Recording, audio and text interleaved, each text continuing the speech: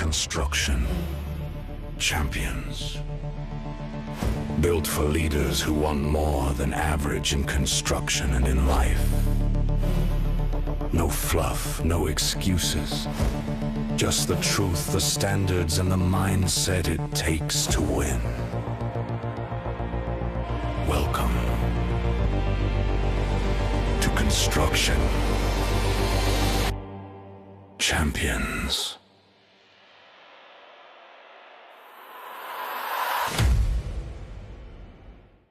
Welcome back to Construction Champions.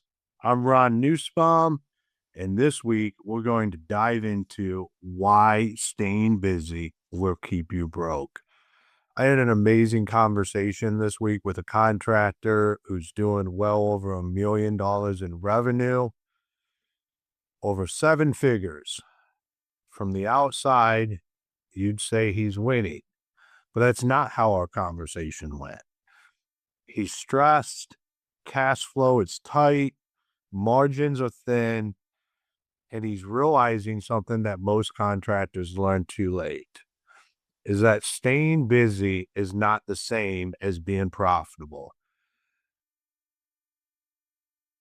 Busy does not mean profitable. Revenue does not mean healthy. Big jobs does not mean you're building a real business. In fact, they might just be what's breaking your business. And it led me down the road of having these thoughts on how this isn't just something that he is facing. It's something the industry faces. It's this thought process of the bigger the job, the better the outcome's going to be. So today we're going to talk about the most dangerous lie in construction. If I just keep the crews busy, we'll be fine. And no, that does not work. That mindset is why contractors burn out, go broke, or they plateau at $1 million or $3 million forever. So today we're going to dive into it. And the first thing we're going to talk about is the revenue addiction. We as an industry are addicted to revenue, the top line number. We love just being able to say, I did $1 million. I've got a $500,000 backlog. We just landed a $500,000 project. But the real question I want you to think about is, how much did you actually keep? And just like I said, I don't want to know the top line.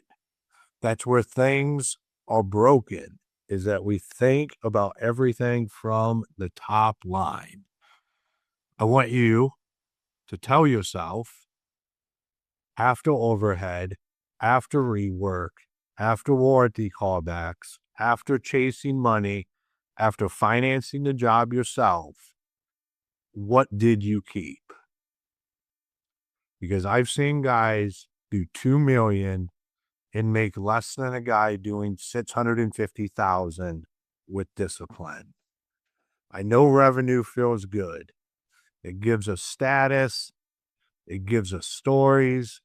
It feeds our ego. But revenue without margin is just expensive activity. So here's what happens. We look for that lottery ticket project. We land a $500,000 job and think, this is it. This is the one. This will level me up. But what we're not really ready for is we don't have systems. We don't have margin discipline. We don't have crew depth. We don't have cash reserves. So what ends up happening? We bleed. We underbid. We stretch. We overpromise. And we finance the job out of pocket. And then we convince ourselves the next one will fix it. That's the lottery ticket mentality. That's chasing the next job that we think is going to fix everything. But in reality, big projects don't save us. Stacked, profitable projects save us and save you. The boring jobs, the repeatable jobs, the jobs you know code, the jobs you can turn in your sleep. That's how we really scale. That is the difference. When we're chasing the unicorn, we end up in a bad place when we should just be building the company to turn unicorns out one after another, because a unicorn is a job that you make a profit on. So let's talk about marketing jobs versus profit jobs. There are two types of jobs: a marketing job and a profit job. Marketing jobs, razor thin margins, they have high visibility, they build our portfolios, and they build our reputation in our area. We can strategically do these, but they should not be your foundation. They should not be what we're chasing all the time. Profit jobs are predictable. They have great estimating. Your crews know them. There's controlled variables, and it's a repeatable execution every time. If you don't know the difference in your business between these two jobs, you're pretty much operating blind. So here's the rule. Marketing jobs are seasoning. Profit jobs are protein. If your business is built on seasoning, you're going to starve. And like we started this out, being busy is a distraction. And here's the truth. Some contractors stay busy on purpose, because if you're busy, you don't have to think. You don't have to evaluate your margins. You don't have to fix the broken systems in your business. You don't have to confront your pricing and what you're charging. And one of the biggest ones is you don't have to confront your fear of saying no to the wrong project that you shouldn't be doing anyhow. It becomes a protection layer, but it doesn't build your company.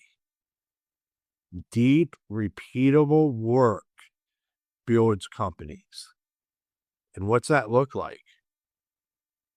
Rebuilding your estimating model, firing unprofitable work, not doing it anymore, redefining your niche. What is it that you exactly do and you do great?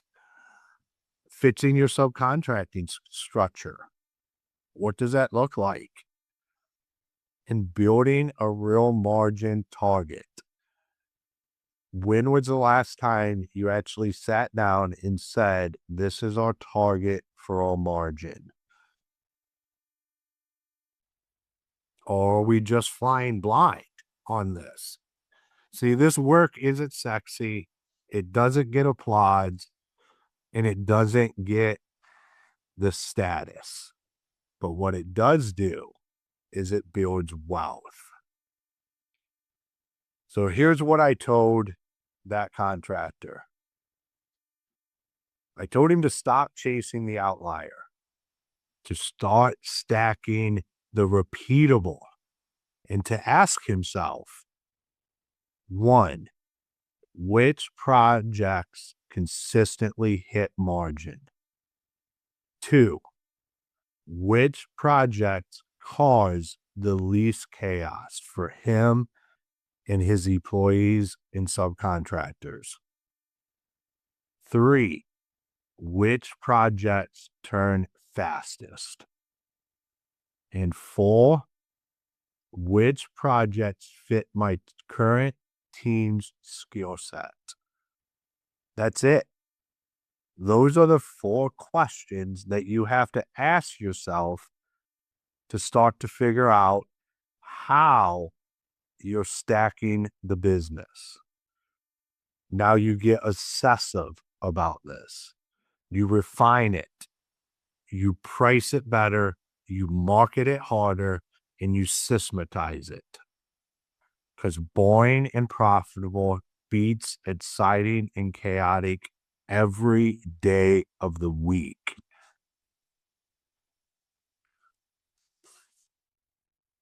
It's not rocket science. It's just stop chasing the things that we think are important and start focusing in on the things that actually move the needle for us. So let's talk about something here that nobody wants to say. Chasing money is one of the hardest things in construction. When you do work for homeowners who don't have financing lined up, when you float materials, when you're waiting on draws, you are the bank. And most contractors are terrible banks. That's why niches matter. Understanding how the money it will flow through your business can be super powerful. When you understand the structure of how you're going to get paid and you do it consistently on the same kind of projects, you start to be able to build a repeatable system around your cash flow. And if you master this, you will not have to chase. You will not stay in chaos. It's why figuring out what exactly it is we do and how we do it is so important. And the identity shift that has to happen, and what most people don't want to admit,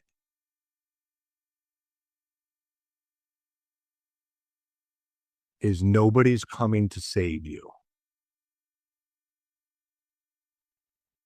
And busy can become a fake performance metric. But the real metric is margin discipline. You cannot think,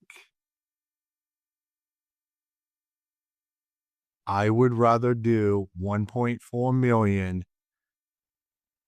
at 10%, or I would rather do 800K at 25%.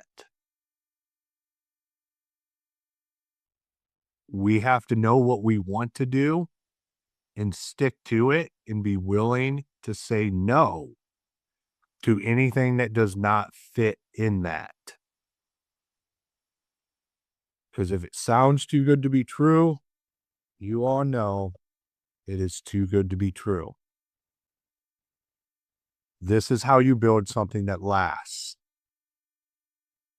Saying yes to the right jobs.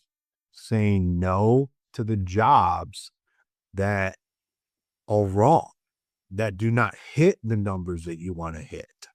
Like, you just stop saying that I want to. It's what you need to. So here's the challenge.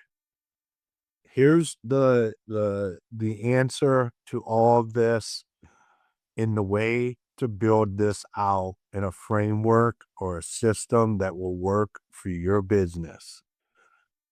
I probably have said some things that have made you feel uncomfortable, and that is good. So this week, I want to challenge you to look at your last 10 jobs. Which ones actually made money? Which ones drained you? Which ones would you do again? And which ones were ego projects?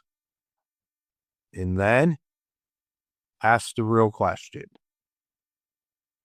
Am I building a profitable company or am I just staying busy?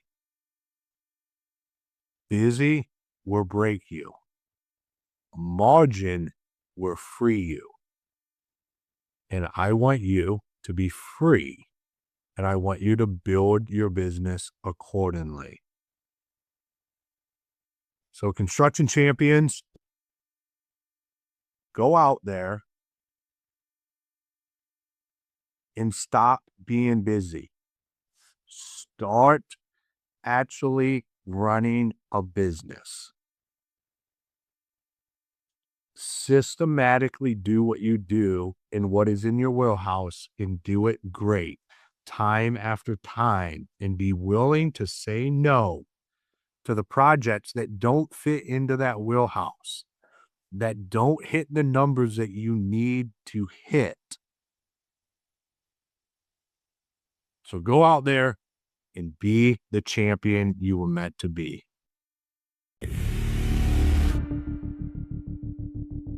If this episode helped you think differently, share it with someone on your team. And make sure you're following the show. Every conversation like this helps raise the standard for our industry. Until next time, go be the construction champion you're meant to be.